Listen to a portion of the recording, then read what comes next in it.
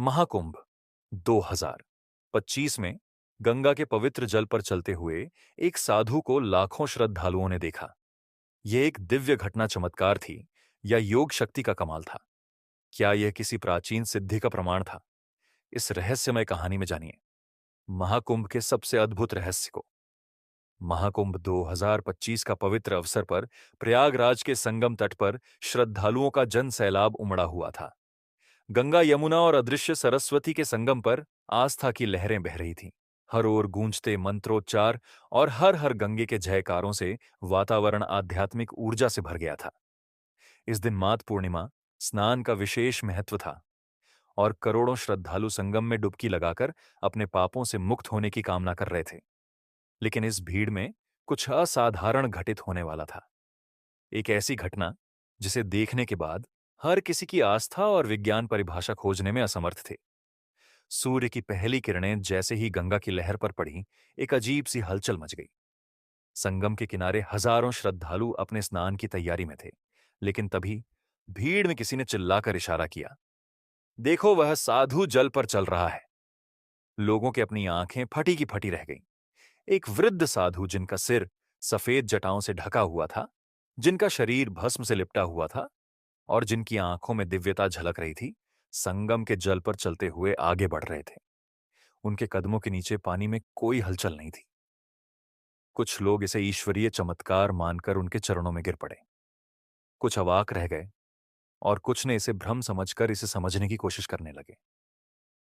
घटना ने वहां मौजूद पुलिस और प्रशासन के अधिकारियों को भी चौंका दिया। प्रयागराज महाकुंभ में हर छोटी बड़ी गतिविधि पर प्रशासन की पैनी नजर थी। खासकर वीआईपी सुरक्षा और अनुष्ठानों के कारण मुख्य कंट्रोल रूम में बैठे अधिकारियों को जैसे ही यह सूचना मिली, उन्होंने सीसीटीवी कैमरों को साधु की ओर घुमा दिया।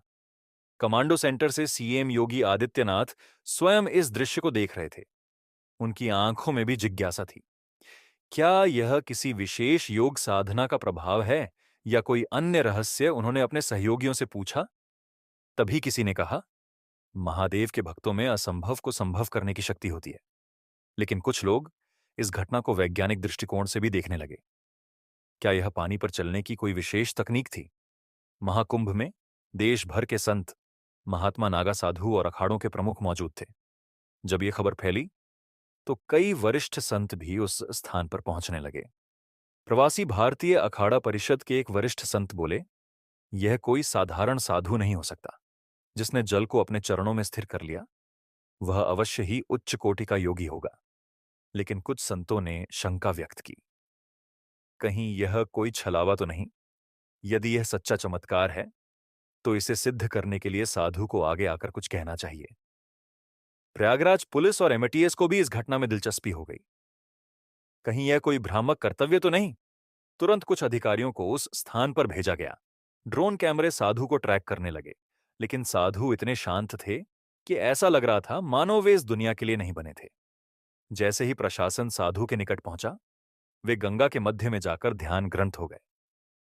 यह व्यक्ति कौन है? अधिकारी एक दूसरे से सवाल करने लगे। भीड़ के बीच से अचानक एक वृद्ध महिला रोती हुई आगे बढ़ी। मुझे पहचानते हो महाराज? वह भावुक हो उठी। साधु ने अपनी आंखें खोली और धीरे से बोले, मां, समय आ गया है। पूरी भीड़ स्तब्ध रह गई है। यह महिला कौन थी? क्या यह साधु उसकी संतान था? उसने बताया कि यह साधु वास्तव में उसका पुत्र था, जो 25 वर्ष पहले हिमालय की ओर निकल गया था और उसके बाद कभी लौटा नहीं। अब वह सीधे जल पर चलकर यहां आया था। प्रशासन, वैज्ञानिक और आध्यात्मिक लोग इस घटना की गहराई में जाने लगे। कुछ का कहना था कि यह एक विशेष साधना का प्रभाव था, जो केवल उच्च कोटि के योगियों को ही प्राप्त होती है। कुछ वैज्ञानिकों का मानना था कि साधु ने जल के तल में किसी विशेष तकनीक का उपयोग किया होगा, जिससे वह संतुलन बनाकर चल सके। लेकिन जब ड्रोन कैमरों और गोताखोरों ने जांच की, तो वहां जल के भीतर कुछ भी नहीं मिला। जब लोगों ने साधु से उनके रहस्य के बारे में पूछा, तो उन्होंने केवल इतना कहा, जो भी ब्रह्म ज्ञान को जान लेता है, उसके लिए प्रकृति स्वयं मार्ग बना देती है। यह संसार एक भ्रम है और मैं केवल इस सत्य का साक्षात्कार कराने आया हूं। यह कहकर साधु ने आकाश की ओर देखा और मंत्रोच्चार करने लगे। देखते ही देखते उनका शरीर एक दिव्य प्रकाश में बदलने लगा और कुछ ही पलों में वे गंगा की लहरों में विलीन हो गए। इस घटना के बाद महाकुंभ में आए करोड़ों श्रद्धालु इस घटना के गवाह बने। कुछ ने इसे चमत्कार माना, कुछ ने इसे साधना की शक्ति कहा और कुछ ने इसे रहस्य बना रहने दिया। साधु का जल पर चलना आज भी प्रयागराज के महाकुंभ की एक अनसुलझी घटना के रूप में दर्ज हो गया। क्या वह वास्तव में सिद्धहस्त योगी थे या ईश्वर ने स्वयं आकर यह चमत्कार दिखाया था? इसका उत्तर केवल गंगा की लहरों में ही समाया रहेगा। महाकुंभ समाप्त होने के बाद भी साधु के जल पर चलने की घटना पूरे देश में चर्चा का विषय बनी रही। विभिन्न न्यूज चैनल, सोशल मीडिया और धर्मगुरु इस पर अपनी अपनी व्याख्या प्रस्तुत कर रहे थे। प्रशासन की गहन जांच के बावजूद कोई ठोस वैज्ञानिक निष्कर्ष नहीं निकला। यह घटना एक रहस्य बनकर रह गई। लेकिन ठीक 1 महीने बाद चौंकाने वाली घटना घटी। गंगा किनारे बसे एक छोटे गांव के नाविक नंदन ने एक सनसनीखेज दावा किया। उसने कहा कि पूर्णिमा की रात जब वह अपनी नाव किनारे पर बांध रहा था तो उसे वही साधु एक बार फिर गंगा के जल पर चलते हुए दिखाई दिए। नंदन ने कांपती आवाज में बताया, वे उसी तरह जल पर चल रहे थे जैसे पहले महाकुंभ में दिखे थे, लेकिन इस बार उनके हाथ में एक दिव्य ज्योति थी। उसके इस दावे ने एक बार फिर पूरे इलाके में हलचल मचा दी। स्थानीय संतों ने कहा कि यह साधु कोई साधारण योगी नहीं, बल्कि किसी दिव्य उद्देश्य से प्रकट हुए हैं। वहीं प्रयागराज के एक संत, जिन्हें गुप्त तंत्रों और प्राचीन ग्रंथों का गहरा ज्ञान था, जो कह रहे हैं यह कोई संयोग नहीं है, जल पर चलना केवल एक संकेत था।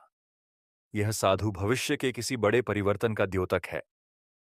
संत ने यह भी बताया कि पुराने शास्त्रों में लिखा है कि जब कोई सच्चा योगी प्रकृति के नियमों को पार करता है तो वह ईश्वर के निकट होता है और उसका हर कार्य किसी गहरे उद्देश्य से प्रेरित होता है।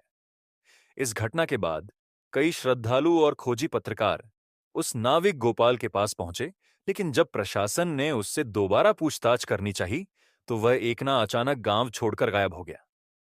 क्या नंदन सच बोल रहा था या उसे किसी ने चुप करा दिया? क्या साधु फिर से प्रकट होंगे या ये किसी अन्य देखे रहस्य की एक झलक थी जिसे केवल समय ही उजागर करेगा? इस प्रश्न का उत्तर भी गंगा की लहरों के साथ बह रहा था। तो दोस्तों, आज की कहानी आप लोगों को कैसी लगी? कमेंट बॉक्स में जरूर बताएं और हर हर महादेव जरूर लिखें। अगर वीडियो अच्छा लगे तो वीडियो को लाइक कर चैनल को सब्सक्राइब अवश्य कर ले, ताकि इस तरह का वीडियो सबसे पहले आप तक पहुंचे। धन्यवाद। मिलते हैं किसी नए वीडियो में नए टॉपिक के साथ। तब तक के लिए जय हिंद, जय भारत।